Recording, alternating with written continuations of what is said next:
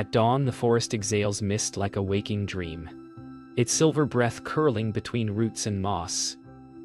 The three siblings move through the quiet, their laughter light but wary.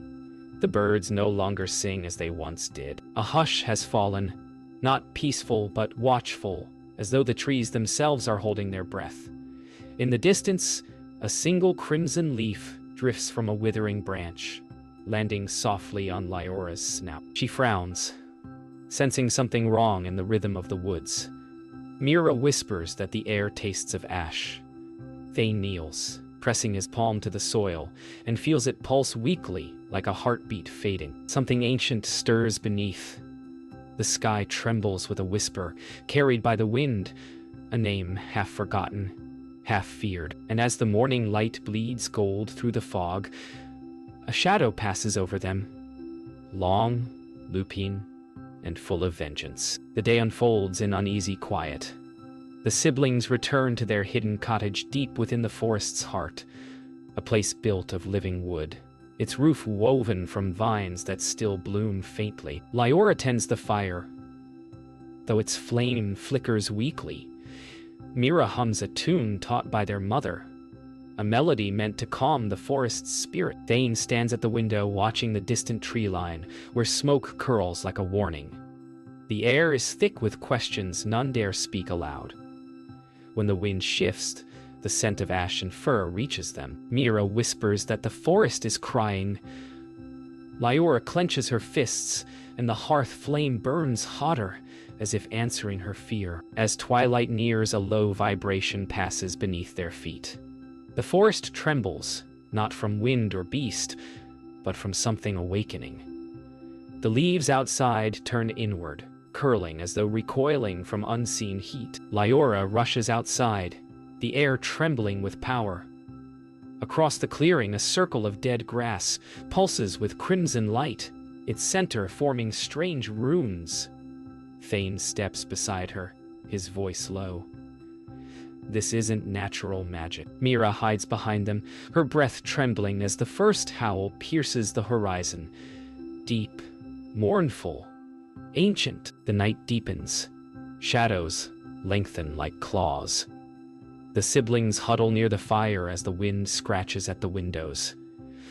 Lyora insists they must protect the grove. Thane warns that their power may be the cause. Mira cries out as a branch snaps outside. For a moment, silence. Then, a whisper carried by the storm. My heart, give it back. The fire sputters, dimming to blue. All three stare into the hearth, where a faint wolf's face flickers in the flame before vanishing into ash. When dawn returns, the forest is silent. Too silent. No birds. No wind. The mist has thickened into a suffocating blanket. The siblings step outside, the air heavy with dread. The trees surrounding their home now bear claw marks, deep and deliberate. Lyora kneels beside one, tracing the scar. It is still warm. Mira clings to Thane as the last echo of the night lingers in her ears. The voice that had whispered through the storm, she whispers its words aloud, trembling. My heart, give it back. The forest answers with nothing but silence. Smoke drifts low through the forest, thick and unnatural. The scent of burning pine hangs heavy in the air, carried by a wind that feels alive with warning. Lyora leads the way, her fire magic shimmering faintly across her fingertips, though she dares not let it blaze. The trees are blackened with scorch marks that pulse faintly red, as if branded by magic older than theirs. Thane walks behind her, silent and watchful, every sense alert. Mira's breath catches as she notices animal tracks in the soot, enormous, clawed, and recent. The ash swirls suddenly, forming a fleeting silhouette of a wolf's head before dissolving into the smoke.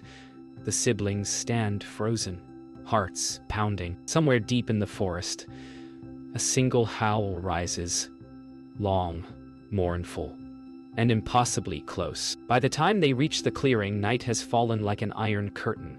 Fireflies flicker weakly, their light dimmed by smoke. In the clearing's center, an ancient well stands, carved with runes that glow faintly beneath soot. Thane kneels beside it,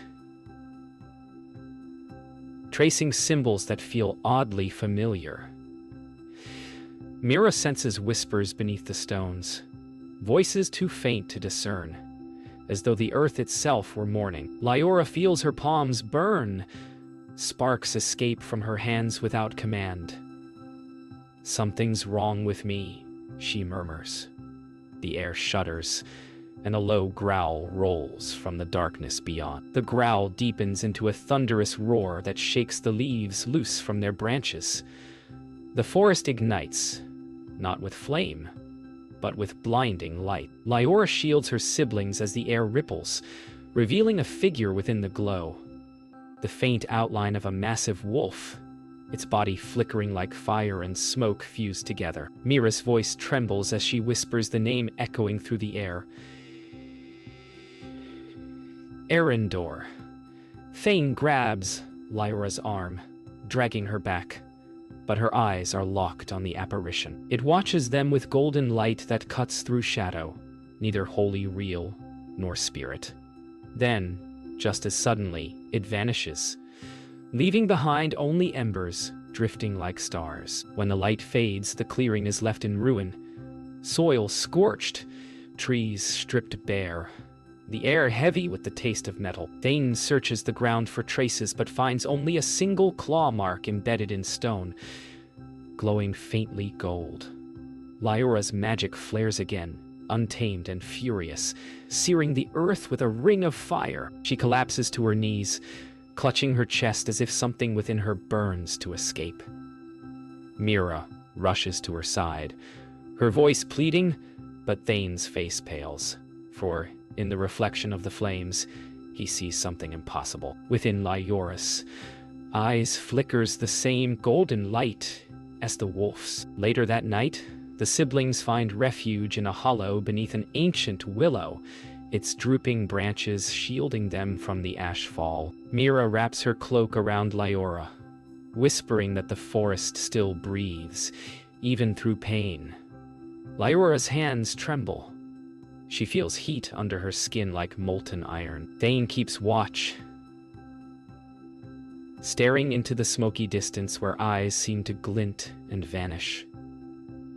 The silence stretches, broken only by the faint sound of dripping sap, like tears from the wounded tree. Above them, the moon rises blood-red.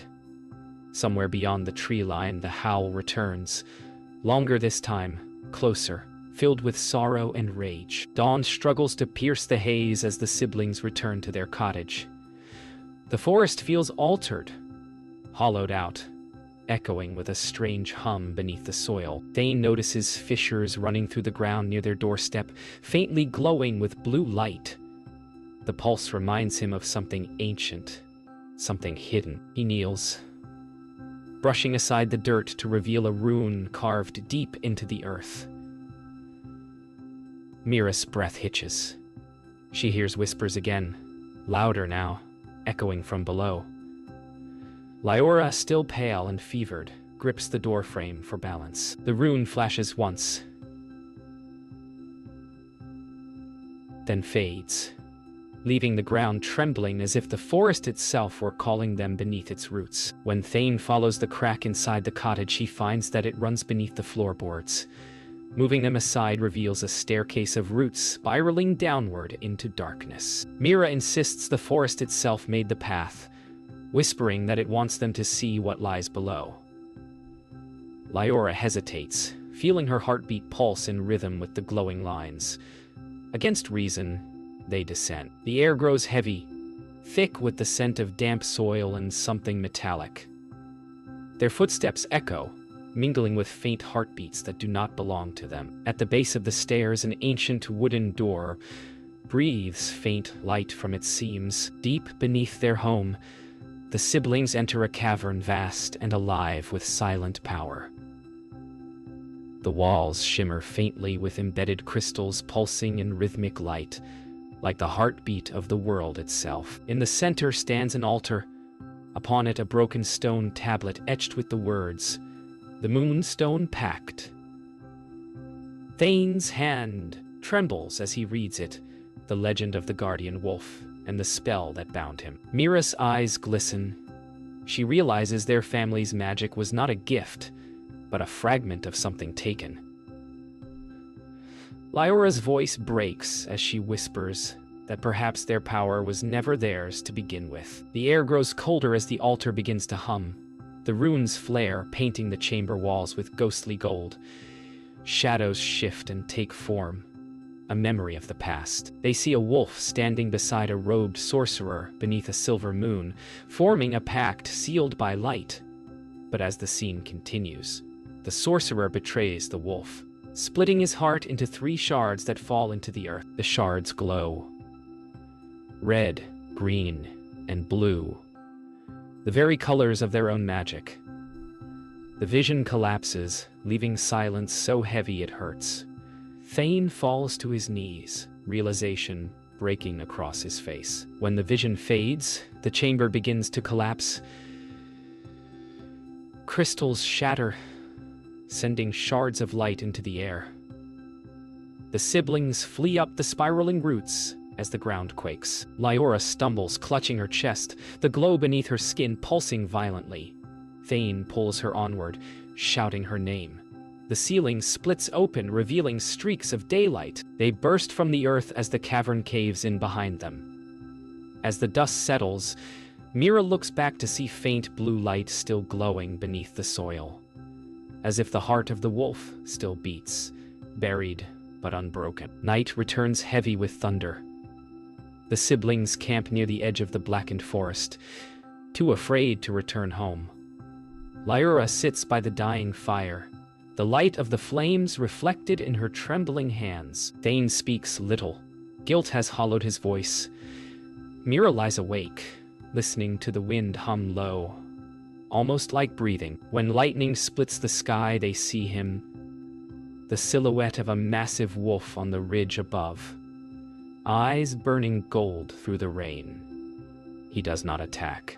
He only watches. And in that terrible stillness, Lyora understands that he has always been watching, waiting for the moment they would finally learn the truth. When dawn comes, he approaches.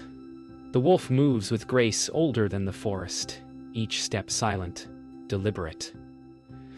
Lyora rises to defend them, but her flames falter before his gaze. His voice, deep and echoing with sorrow, calls her by name. Not the name she knows, but the one that belonged to the fragment of his heart she carries.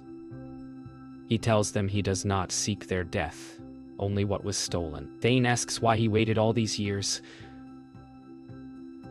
The wolf lowers his head, the rain glistening in his golden eyes. Because, he says softly, you were born from my mercy. They sit across from the wolf as the rain eases. His words paint a story buried in centuries, of a guardian who gave his heart to protect the forest, and of a sorcerer who tore it apart to forge 3 souls. The fragments became the siblings, each carrying his essence, his memories, his strength. Lyora trembles, realizing the flames she wields are his lifeblood. Thane clutches the earth, unable to speak. Mira listens with tears streaking her face, whispering that they are the forest's children, not thieves, not monsters. The wolf's gaze softens, and for a moment, sorrow replaces fury. But peace does not linger. The forest itself rebels. Trees shake, roots twist. The ground splitting as magic once bound begins to unravel. The wolf warns that the spell holding the world's balance is breaking. Lyora, desperate, demands to know how to fix it. His answer cuts like a blade. My heart must be whole again. The siblings realize that means surrendering their lives, their very being. Mira's voice cracks, begging for another way. Arendor lowers his head, eyes filled with pity.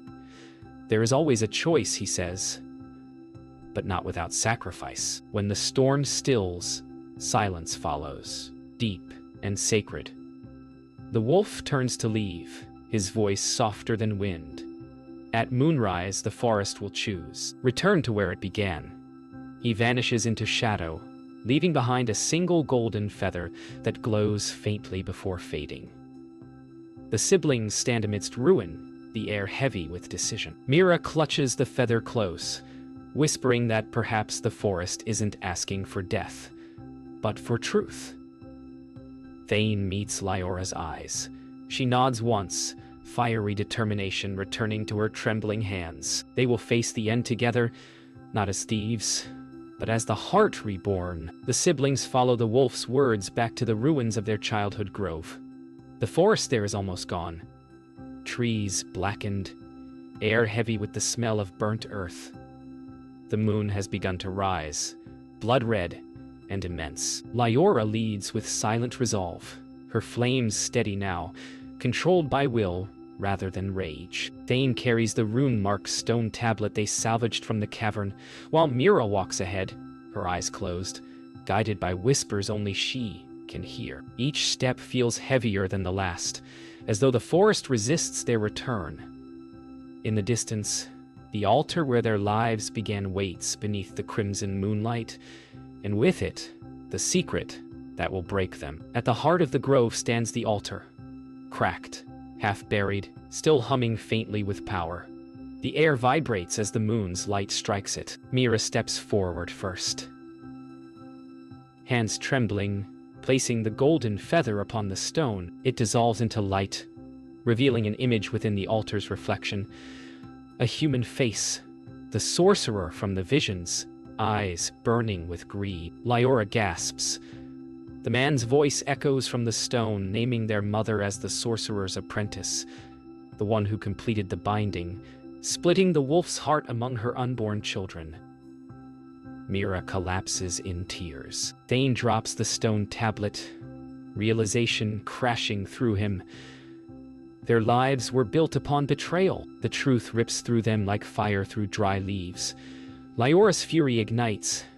The forest lights up with her rage, flames curling skyward in waves. She used us, she cries. Used him. Thane grabs her shoulders, begging her to stop before the forest burns again.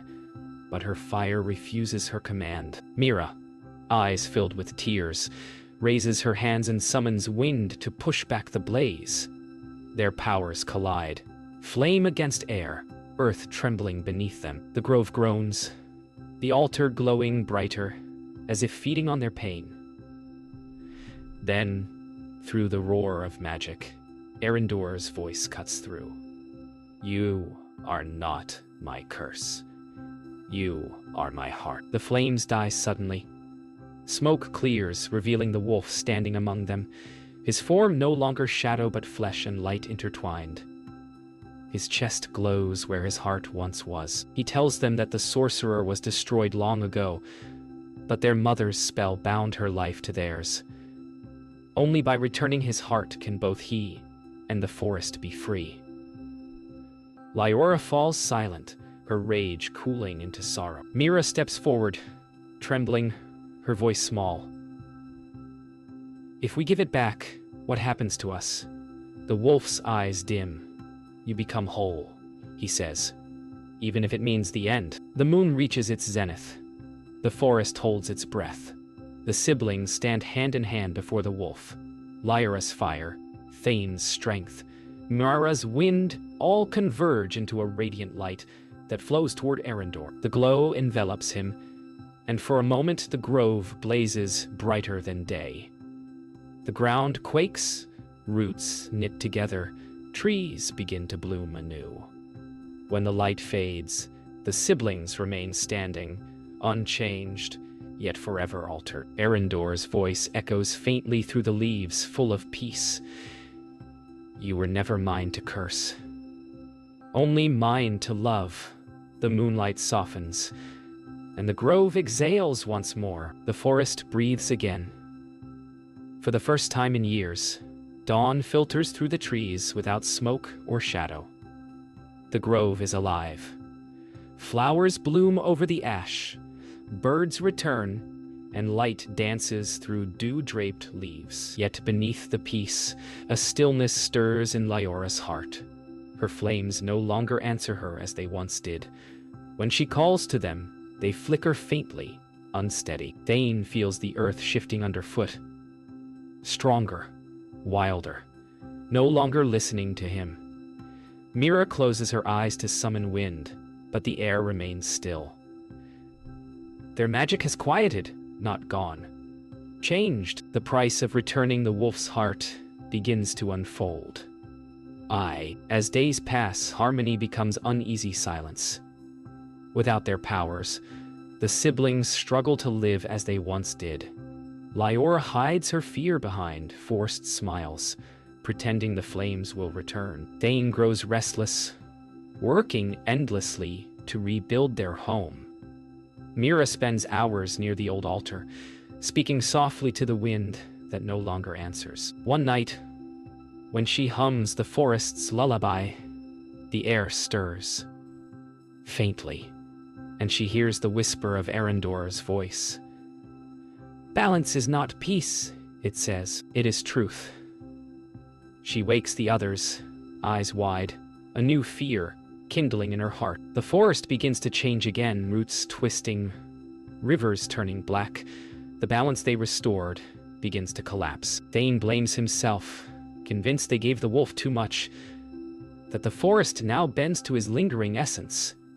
Lyora denies it, her anger rising like sparks. The siblings argue beneath a bleeding sunset, voices echoing through the trees. Mira tries to speak but can't find the words.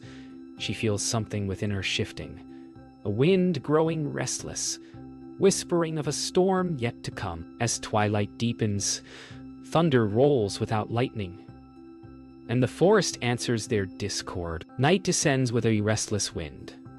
Lyora wakes to the sound of flames outside, not hers, but wild, untamed fire consuming the edge of the grove. She rushes out, her siblings close behind, only to find the blaze circling the altar, fed by invisible hands. Mira screams that it's not natural. It's the forest's fury, echoing through their bond. Thane tries to summon earth to smother the flames, but nothing answers him. Lyora steps forward, eyes bright with defiance, and thrusts her hands into the fire. Her flames return, violent, golden, alive, but they no longer feel like her own. The fire subsides, leaving a ring of scorched ground where the altar once stood. At its center lies a faintly glowing sigil, the mark of the Moonstone Pact reborn. Lyora trembles, her flames guttering to embers. Thane kneels, brushing ashes from the symbol, recognizing it as unfinished. Mira steps into the circle, her voice distant, otherworldly. "The heart still beats," she whispers. Her eyes flicker with faint gold. Lyora reaches for her, but the air between them thickens, rippling with unseen power. The pact, it seems, has chosen a new vessel, and it's her. The grove glows beneath the pale moon, now silver and whole. The sigil burns brighter each passing moment, pulsing in rhythm with Mira's heartbeat. Lyora stands frozen, torn between fear and understanding. Thane's voice shakes as he calls her name, but she does not answer. Her eyes, once blue, shimmer gold. The air hums with the same energy they felt the day they were born. The forest bows inward, leaves rustling in reverence. Lyora realizes the truth too late. The pact has chosen Mira not to destroy them, but to restore balance through her. The youngest, purest of them all is becoming the vessel of the wolf's spirit reborn. The sigil expands, tendrils of light curling outward through the forest. Every tree, every leaf responds, glowing faintly as though remembering a long-forgotten song. Arendor's voice echoes through the wind, not wrathful, but filled with sorrowful pride. "My heart is whole again," he whispers. "But it is not mine alone." Mira lifts her face to the sky, eyes brimming with tears. Lyora clutches Thane's hand, realizing that in restoring the wolf, they are losing their sister to the same magic that once bound them. The light intensifies until even the stars seem to fade before it. Then, silence. The light contracts, collapsing into Mira's chest. She gasps and falls to her knees. Lyora rushes to her, catching her before she hits the ground. Thane kneels beside them, pressing his hands to the soil that now beats faintly. Alive again. Mira smiles faintly, her voice weak but sure. He's not gone, she whispers. He's part of everything now. The forest exhales, wind moving gently through the trees, carrying the scent of rain and renewal. Above them, the moon shifts from silver to soft white. In its reflection across the grove, a faint silhouette of the wolf watches one last time before fading into light. Days pass. The forest thrives. Rivers run clear. Blossoms return. The sky holds no more crimson moons. Lyora and Thane rebuild their cottage, their magic gone, but their hearts full. At dawn, Lyora visits the grove, where wildflowers now cover the old sigil. She kneels and lays a single petal in the center, whispering Mira's name. The wind answers with a soft gust that twirls her braid. Familiar, playful, loving. She smiles, not through sorrow, but gratitude. Balance has returned, and though her flames no longer burn, their warmth lives on through memory. At dusk, the siblings sit together before their cottage, the horizon painted in gold and violet. Lyora hums the forest lullaby, her voice carrying softly through the air. Thane closes his eyes, feeling the pulse of the living world beneath his palms. The breeze lifts, gentle and kind, curling around them like an embrace. For a heartbeat, they both hear Mira's laughter in the wind. The forest shimmers, the last light of sunset melting into the stars. Their story ends not in loss, but in harmony, where courage was born from love, betrayal gave way to truth, and three hearts became one.